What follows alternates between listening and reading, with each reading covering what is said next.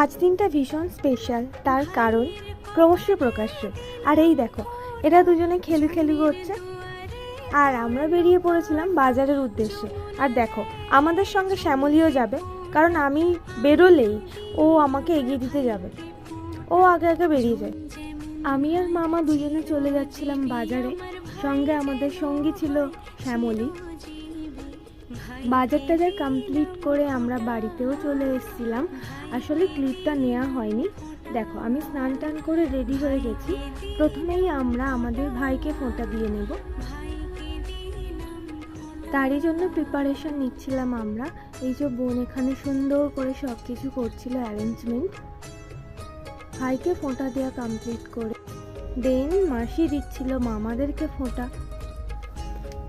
আসলে এটা একটা বিশেষ স্পেশাল দিন, কারণ অনেক বছর হয়েছে মাসি ফোঁটা দিত না।